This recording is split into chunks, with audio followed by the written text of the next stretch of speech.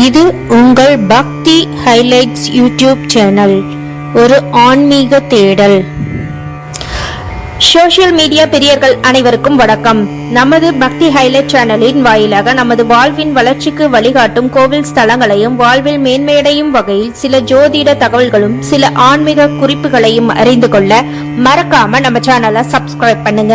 அதோட இந்த வீடியோ பிடிச்சிருந்தா லைக் பண்ணுங்க. இன்னைக்கு நம்ம பார்க்க போறது தஞ்சாவூர் மாவட்டம் சுவாமிமலை அருள்மிகு சுவாமிநாத சுவாமி திருக்கோயில். முருகப்பெருமானின் அறுபடை வீடுகளில் இது 4வது படை வீடாகும். படைப்பு தொழிலில் ஆணவம் முற்றிருந்த பிரம்மன் முருகப்பெருமானை சந்திக்க ஓம் என்ற பிரணவ மந்திரத்தின் பொருள் தெரியுமா என்று முருகப்பெருமான் கேட்கிறார். பிரம்மனுக்கு பதில் தெரியவில்லை. ஆகவே பிரம்மனின் 4 தலையிலும் குட்டினார். பின் பிரம்மதேவரை சிறையில் அடைத்தார் முருகப்பெருமான். சிவபெருமானின் வார்த்தைக்கு இணங்கி பிரம்மதேவரை விடுதலை செய்தார் முருகப்பெருமான். உளம் மகிழ்ந்த சிவபெருமான் முருகனை தன் மடியில் தூக்கி வைத்துக் கொண்டு பிரம்மனுக்கே தெரியாத பிரணவ மந்திரத்தை நீ எனக்கு சொல்ல வேண்டும் என்று கேட்க, முருகனும் எல்லோரும் அறியக்கூடாதே என்று சிவபெருமான் காதருகே சென்று பிரணவ மந்திரத்தின் பொருளை உரைத்தார். ஓம் என்பது உலக இயக்கும் மூல முதல் சக்தி. பிரபஞ்சம் தோன்றுவதற்கு முன்பு பிரபஞ்சம் முழுவதும் பரம்பி நிரம்பி இருந்ததாக கூறப்படுகிறது. அனைத்து சக்திகளையும் உள்ளடக்கியது இந்த ஓம் எனும் பிரணவ சக்தி என்று சித்தர்கள் உரைக்கிறார்கள்.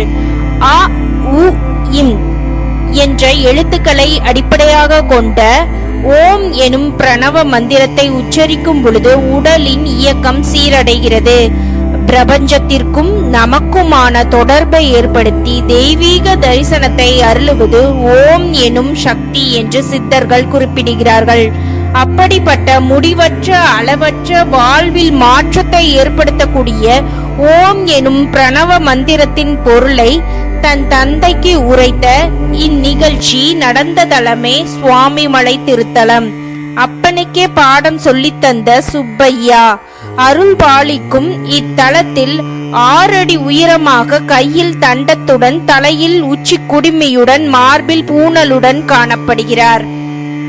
சுவாமிமலை கோவிலின் ஹைலைட்ஸ். சுவாமிநாத சுவாமி மேல்தளத்தை அடைய 60 படிக்கட்டுகள் உள்ளன. தமிழ் வருடங்கள் 60 ஆகும். அந்த தமிழ் வருடங்களின் தேவதைகள் சுவாமியை பிரார்த்தனை செய்து படிகளாக உள்ளதாக ஐதீகம்.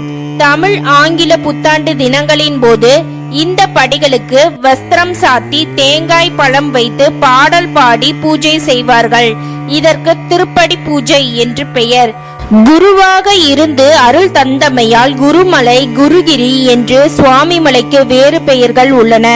முருகப்பெருமான் சுவாமிநாதனாக வலக்கரத்தில் தண்டாயுதத்துடனும் இடக்கையை தொடையில் வைத்தபடியும் யோக நிலையில் உள்ள குருவாக நின்ற கோலத்தில் இச்சா சக்தி, கிரியா சக்தி, ஞான சக்தி என்ற 3 சக்திகளும் ஒருங்கே அமைய பெற்ற வஜ்ரவேலுடனும் காட்சியளிக்கிறார். பூமாதேவி இக்கோவிலில் நெல்லி மரமாக வீற்றிருப்பதாக ஐதீகம். இந்த முருகப்பெருமான் அலங்கார சிறப்புடையவர்.